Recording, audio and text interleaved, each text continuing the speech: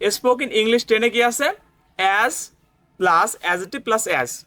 এটা কি জন্য ব্যবহার করবেন? মনে করেন সে রহিমের মতো ভালো, তারপরে সে হচ্ছে সাদার মতো কালো, এটা বোঝানোর জন্য আপনি কি ব্যবহার করবেন? As, adjective plus as. Okay, তাহলে সিম্পলি আপনি মাথার মধ্যে প্রথমে ঢুকাই নেবেন যে এই যে মতো কালো, এর ইংলিশ হলো প্রথমে অ্যাজ দিবেন, কালো ইংলিশ কি ব্ল্যাক, তারপরে অ্যাজ দিবেন। ওকে, তারপরে কি দিবেন? মতো, মনে করেন যে লাল, প্রথমে কি বসাবেন? অ্যাজ বসাবেন। লাল ইংলিশ কি? রেড, তারপরে দিবেন অ্যাজ। ওকে, আপনি মনে করেন বললেন যে মতো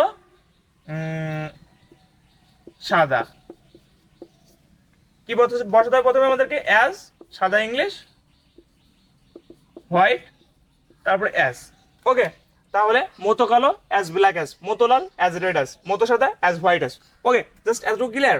আচ্ছা, করিম রহিমের মতো ভালো, তাহলে সাবজেক্ট কে বলেন তো? করিম। এখন করিমের পরে কি হয় বলেন তো?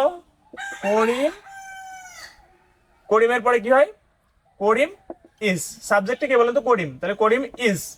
ওকে, এখন তারপরে কি নেক্সট হবে আমাদের? মতো ভালো। আচ্ছা, মতো ভালো ইংলিশ কি বলেন তো? প্রথমে আমাদেরকে অ্যাজ দিতে হবে, ভালো ইংলিশ গুড।